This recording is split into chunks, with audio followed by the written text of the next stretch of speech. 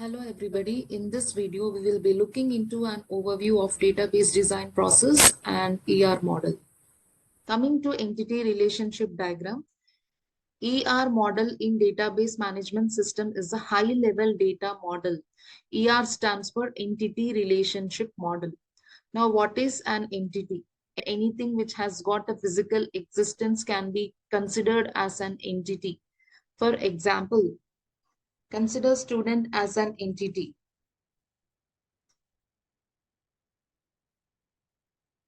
Entities are always represented using a rectangle symbol, and the attributes or the properties associated to this entity can be student ID, age of the student, name of the student. So the properties or the attributes will define this student entity. Attributes are always represented using an oval symbol.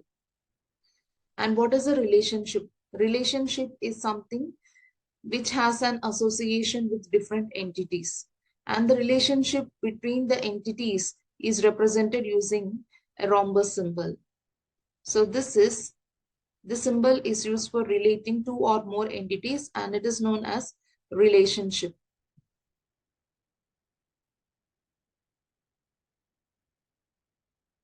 Let us take an sample ER model and understand how a database model is designed.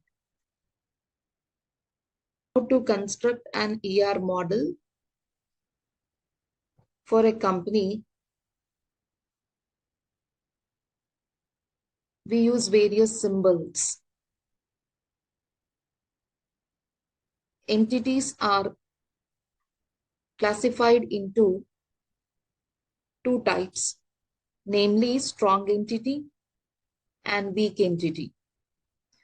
Strong entity is normally called as an entity, and it is represented using a rectangle symbol, whereas a weak entity is represented using double rectangle symbol. We also use several other symbols in illustrating an entity relationship model. Let us learn the symbols that we are going to depict in an entity relationship diagram. This oval symbol is mainly used for attributes. Oval symbol with an underline to a column name or an attribute name. It refers to a key attribute. Key attribute is used for identifying a tuple or a record in a relation uniquely. So for that, we will be using a column name which is underlined, and it is known as key attribute. Coming to another attribute, which is known as multi-valued attribute. This is multi-valued attribute. And next, composite attribute. An attribute which is associated with several other attributes is known as composite attribute.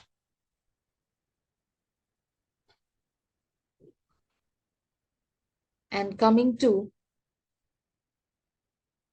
an attribute which is represented in dotted oval shape, this is known as derived attribute.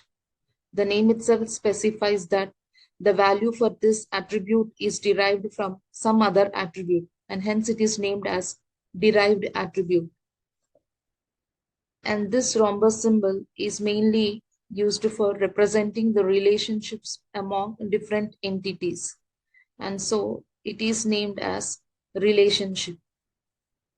We have another symbol which also represents a type under relationship, and the type is known as identifying relationship.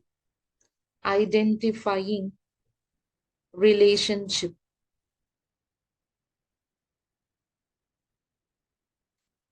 So when this identifying relationship is used, a relationship, if it is a weak entity, and the weak entity, if it is associated with the strong entity type, then it is known as an identifying relationship.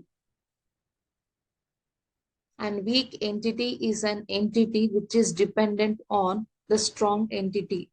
A strong entity contains a key attribute which is used for identifying a record uniquely from a relation, whereas weak entity is dependent on a strong entity to identify a record uniquely from its relation. It is dependent on some other entity. So when this weak entity is in connection or in association with the strong entity, then the relationship that exists between the weak entity and the strong entity is known as identifying relationship.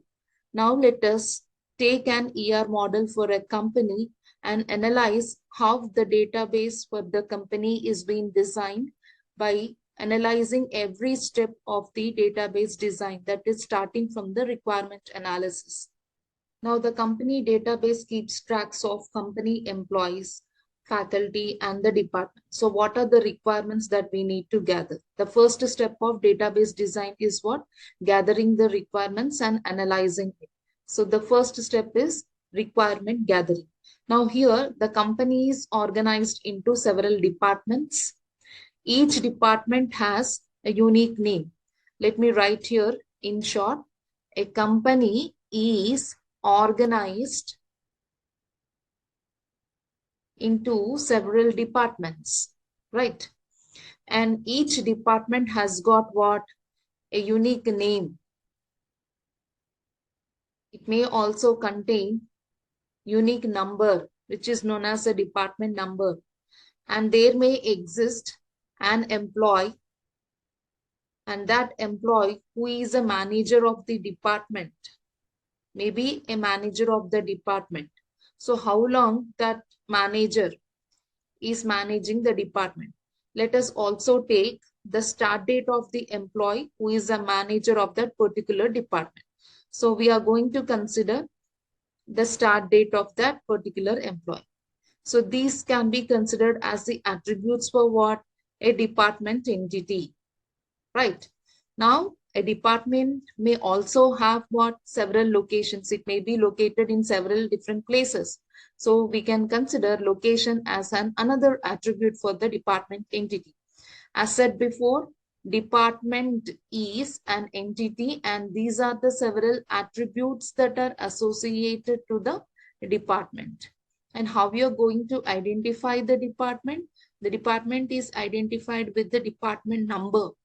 So every department has got a unique number, and every department has their own unique name. So we can consider these as a key attribute, or this also can be considered as a key attribute for the department entity. Now what all comes for a company? Apart from the department, we may also have several other entities. So what are they? Department controls number of projects.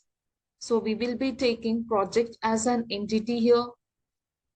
Entity is represented using a rectangle symbol, and every project has a unique name. So let me consider it as a project name. P name represents project name, and every project contains what? A project ID, which is also unique with the other projects. So let me take it as a project number. And every project belongs to some location. So we will write location as a attribute for this project entity. So as said before, project name is unique and project number is also unique. So thereby these two can be considered as what? The key attributes for this project entity. Any one of these can be considered as a key attribute for this project entity. So what is the job of the key attribute? Let us take employee.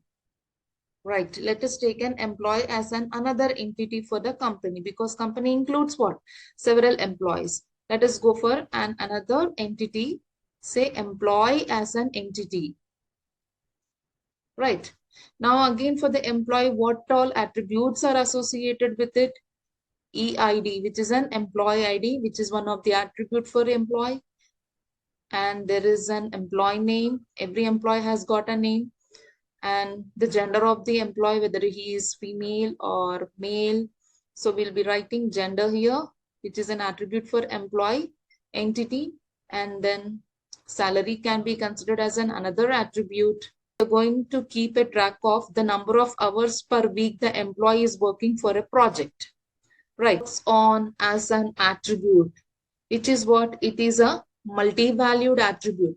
Why? Because he is working for a project. How many number of hours is working for a project? So that we will be considered as a multi-valued attribute for this particular employee. And this is again further categorized into several other attributes. Right. So which is known as what? It frames a composite attribute. Composite attribute means an attribute name which in turn is classified into several other attributes. So e-name or employee name is again classified into the first name of the employee, the middle name of the employee, and the last name of the employee. Now dependent can be what? It can be a weak entity. Why weak entity? Because this particular entity is dependent on the employee entity. If there are no employees working for a company, then there is no need of maintaining this dependent. Dependence is the name of the relationship which you can give for the employee as well as this entity, that is dependent entity. Dependent will actually refer to the spouse or the parents or the children who are dependent on this particular employee is working in the company. Right. The name of the dependent can be a partial key. What is partial key here? The partial key is represented with the dotted line here. What is a partial key? Which can be combined with the strong entity type. Here the strong entity type is what? Employee ID. Thereby it is used to uniquely identifying a record from the database.